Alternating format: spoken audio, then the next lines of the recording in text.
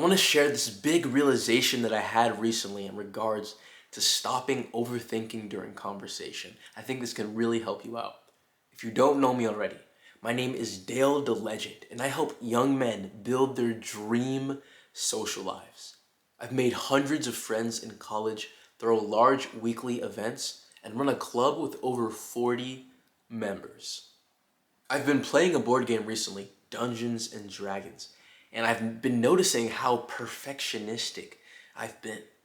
As the dungeon master, which means I have to prepare for the game, prepare a story, prepare the monsters the players are gonna fight, and I'm just overall the leader, like the person in charge. And something crazy happened recently because I had my best session ever. All my players were like, bro, this was amazing, this was so awesome. And the craziest thing was that I wasn't even prepared. I ran out of material, like all the content that I had planned, I ran out in like the first hour. And for the next like 2 hours, I was completely winging it. I was just creating stuff on the fly. This was pretty much my worst nightmare because for every session, I was always spending countless hours overthinking, trying to make sure everything was like perfect, right? And now I'm being told that my best session was the one where I completely improvised. And my players were shocked at this too. They were like, bro, what do you mean? Like, this was so amazing. There's no way this was completely improvised. They couldn't believe it. I couldn't believe it. I would spend all of these hours preparing for the perfect game, but clearly it's not the preparation that makes the perfect game. So what was it? Why was the session so good? It was because I was able to improvise. It was because I was able to react to the situation and come up with new things and scenarios for the players to deal with. When the players finished the battle, I came up with a cool area for them to explore. When they were kind of done with that, I came up with another battle for them to fight. I just kept creating things on the fly, reacting to the situation. And I think that's how I learned and I realized that you can apply the same mindset to your social skills. One thing that I've been trying to get better at recently is cold approaching. It's essentially when you see a girl that you want to talk to and you just walk up and start a conversation.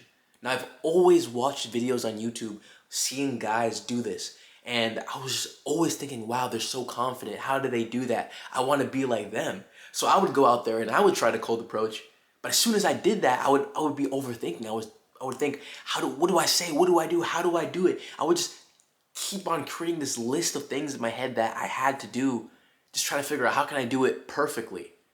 I had this perfectionism. I had all these negative thoughts. I needed things to be perfect before I could actually do the approach, right? And because of that, I never did any cold approaches.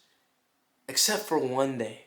And I'll never forget this. It was this one particular day where I saw a girl. It was like the prettiest girl I'd ever seen. And I'd been seeing her like throughout the past couple of weeks. I would just see her out and about. She was one of those girls that you saw all the time, but you never thought anything was gonna happen with her. You never thought you would never talk to her, you never get a chance with her, you never think anything would happen. And for some reason, when I saw this girl, I immediately started walking towards her. Like, I was in the dining hall, I just saw her sitting down alone, and I just walked up to her, and I just said hi. We started talking for a little bit, and the craziest thing happened because I was telling her about like how much I like to go to the city and everything. She told me she liked to go to the city as well. And then she told me that we should go to the city together. She literally asked me out on the spot right there. And that completely like changed my whole like mind and perspective on this thing. We just had a normal conversation and then we went out. And that made me really think like, yo, all of the best conversations that I've ever had in my entire life were never scripted. They were never planned out. There wasn't bullet point, I'm gonna do this and then that and then that. No, it was just me reacting to the situation. One person says something and I say something back. They say their opinion, I feel a certain way, and I just say something back. Reacting to the situation, improvising, just being myself. In the same vein with the Dungeons and Dragons, me just reacting to the situation, like what should come next? I was literally thinking, like, okay, I think a fight should be next. So I was like, all right, I just do it in a fight. I think the reason why we have so much social anxiety is because we're trying to control the outcome. We're afraid of the rejection, of things not going so well, of the person not liking us. But that doesn't even matter.